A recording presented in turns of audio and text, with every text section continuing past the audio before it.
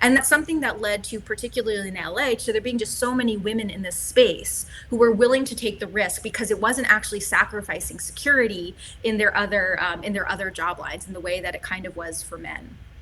And another kind of particularity of being in the entertainment industry is that another woman who had gone to school to study sound design realized when she got to college that all the men in her program were film nerds, right? And being a film nerd in middle school and high school is an acceptable hobby for men and boys to have, and less acceptable for women to have. And so by the time she got to college, where everyone is supposed to be learning this stuff for the first time, she realized she was already behind. She wasn't in the boys club of like knowing, everything about Francis Ford Coppola, and felt as though not only was she late to it and she didn't belong, but she could never catch up. So when VR became a possibility, precisely because it felt as though it was a new field and no one was an expert yet, to her, it felt like it was a more even playing field than what she had encountered in traditional sound engineering and design. So again, I'm being super brief here just because of my attention to time, but there's all these really interesting kind of particularities of the institution and the industries that made VR a particularly welcoming place for many of the women that I worked with in Los Angeles. So I'm going to conclude with just one more slide outlining the cautions of potentials for how we think about the relationship between women and kind of institutions like this one that are, really important platforms for centering women's voices in these kinds of technological innovations and developments. So, going again back to this cycle I found, or this reinforcing pattern between this promise of a good technology and the promise of a good workforce, the women that I met definitely saw different careers and futures for themselves. And they saw the possibility to change what a tech industry looked like and support a technology that they felt could convey a powerful message. So they believed as women, just simply by being part of the VR workforce, they were making it a better workforce. And that would in turn give it the best potential it could to evolve VR into a good technology. But the question is whether this promise of a good workforce actually does the good work that it intended. And in this case, I would say that the reviews were mixed. For some women I worked with, their careers definitely did change and they achieved success that they didn't feel they would have been able to achieve in other paths. But for others, it wasn't quite that same story of success.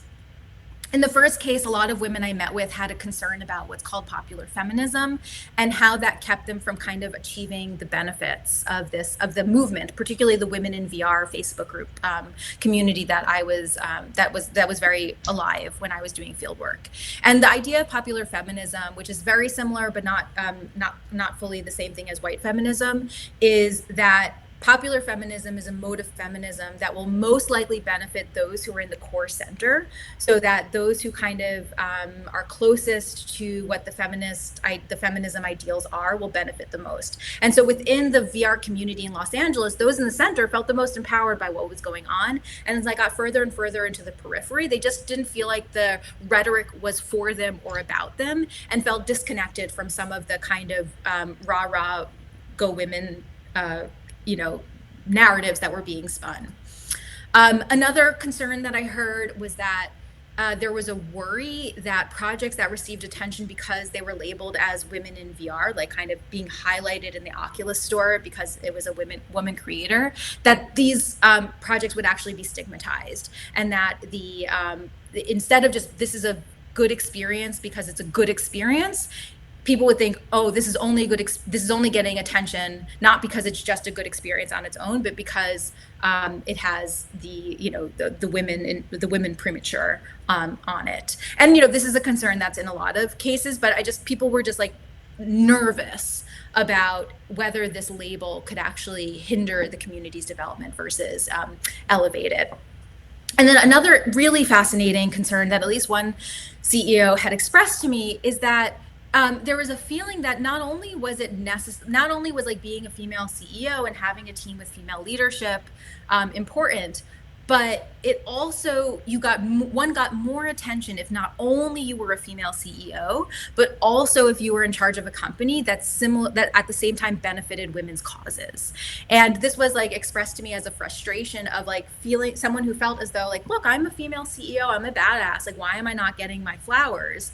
And kind of realizing that the women CEOs who were getting the most flowers were those who were also doing projects that were associated with women's causes, like domestic violence and abuse, and sexual harassment in the workforce. And kind of this frustration that it still wasn't enough to be a woman. You had to be a particular kind of woman and champion a particular kind of like branding in that regard. So, there was potential in this world that was being created of women in VR when I was doing my research, but it certainly didn't achieve the fullest potential for as many people as it could have. And so this is where we get to the final takeaway, which is, the hardest lesson of this whole book is that, expanding representation in the workforce can absolutely lead to radical change, but only if emergent forms of doing and innovating can avoid being recaptured by the systems to which VR and women in VR is imagined as being an alternative. So this is the most like kind of biggest challenge that I think we all have to work for, and that I think you all know intuitively, which is that being women in this space is only the first step. And what we really need to do is start thinking at the institutional level to really think about how these kind of dynamics of inequality and unequal access, what's really at the root of these dynamics. And that root of those dynamics isn't only about representation. It has kind of deeper structural, socio-technical challenges that are just super complex and take a lot of motivation and effort and attention to really do anything about. So, I mean, I wish I had a slightly more positive note to end on, but what I simply want to do is say that spaces like this are so important, and like, and at the same time, I think a first step to really interrogating how do we get a space like this to not be an exception, but really central to any future industry or technology that comes around. So with that, I will just say thank you. If anyone is interested in my book, I have a QR code here as well as a discount code if you want to buy directly from the publisher. And otherwise, I will stop here and look forward to maybe fielding some questions. Awesome. Thank you so much, Lisa. Wow, really appreciate all the hard work and the thought that you put into your book and to this talk. And it really strikes me how powerful these ideas about VR as a good technology still are, how powerful and influential. And I'm sure that there are many people here in the room who have plenty to say. Remember, there's that I have a question button at the top. So you can use that. Or if you're not shy and ready to jump in, just unmute and ask your question. Make sure to use the megaphone. And of course, comments are welcome, okay, just in terms of this vibed with me, this didn't vibe with me, your own experiences. Yeah.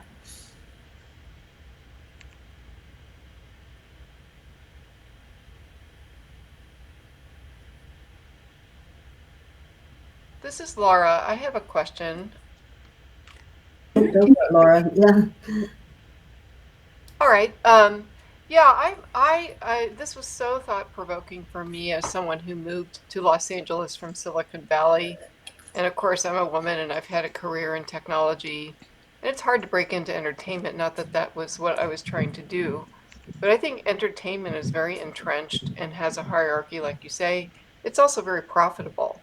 And VR is not, generally speaking, profitable.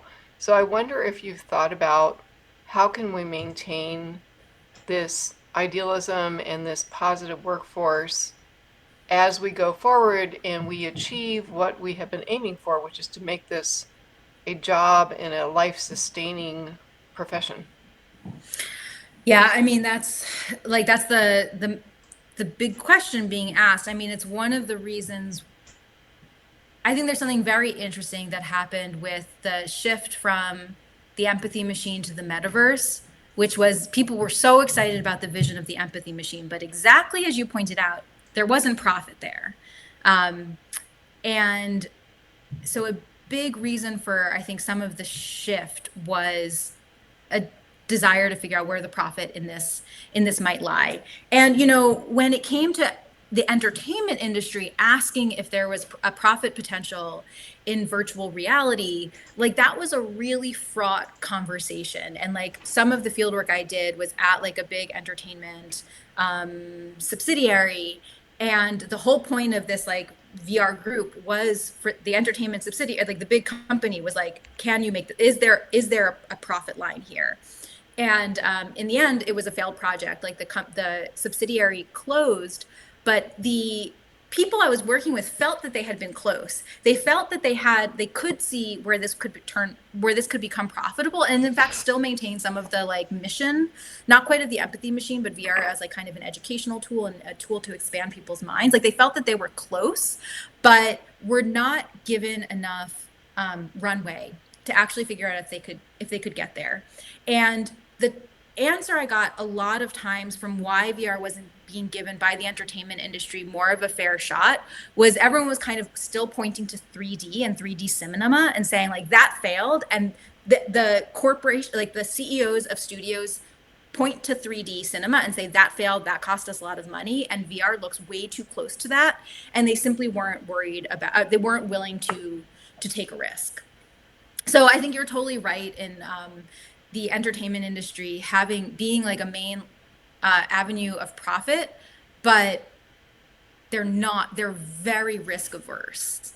And so I think that, that becomes one of the barriers to turning this into a successful kind of industry is there needs to be a fair amount of risk and experimentation, and neither on the tech side, the tech industry side, nor on the entertainment industry side was there an appetite for that risk, especially when larger profits can be taken at easier paths to get there. So, I mean, that goes to the kind of the final point of it kind of being the underlying systems and the underlying investment mechanisms that are used that will keep something like VR, I think, from really having its transformative potential outside of just the little, niche experiences where our minds get blown, but its future remains indeterminate. I wish I had a better answer, because I think then I would have a more lucrative future than my university position, but that's kind of where I'm at right now.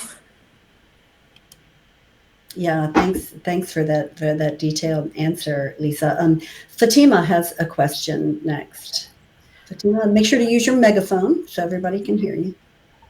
Yes, thank you so much. I don't know if this is a question as much as it is a comment, but I wanted to tell you how impactful your talk today was for me on a very personal level. And thank you so much for XR Women having you.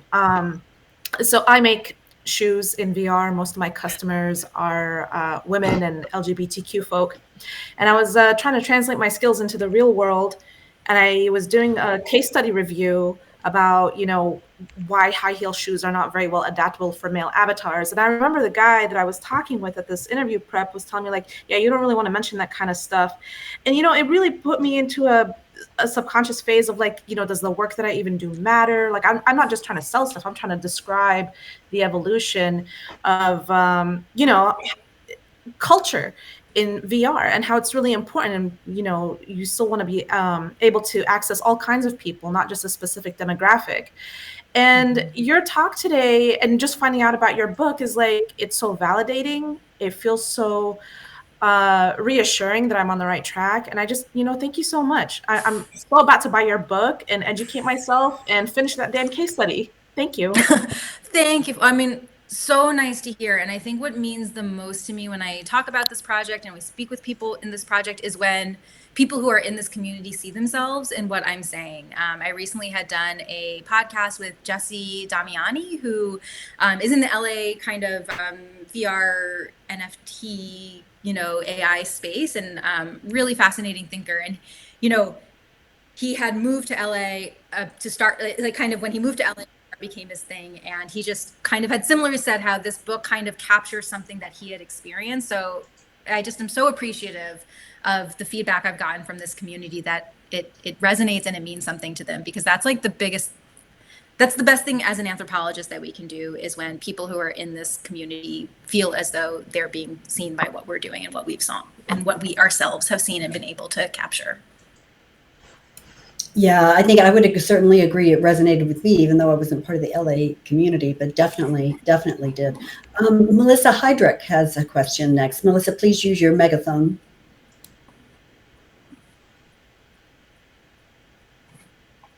And unmute. Got it. Well, thank you so much. This was a fantastic presentation. I was really interested to learn that there can be a resistance to female rah empowerment movement. When I think about the pay inequality that still happens when it comes to women in tech, I'd really like to understand that perspective better, where that resistance comes from and why the desire to soften it. Yeah. So it wasn't it's the question of, again, people who were not close to the center of where the movement of women in VR was happening. We're not seeing it trickle very far outside the center, and began feeling as though, and this is coming from a few people. Like, it was enough for me to see a pattern, but I wouldn't say this was everyone's experience. But this sense of when some of these women first entered the women in VR space, they felt they found community. Like, yes, we are all advocating for the same thing, we're on board, but as with any community, the longer it exists, the more kind of unintentional hierarchies form. And unless you're being really conscious about kind of keeping those who are on the periphery connected and feeling some of the benefit that those in the center are achieving, the more that someone on the periphery feels different from someone in the center, kind of the more different on the periphery one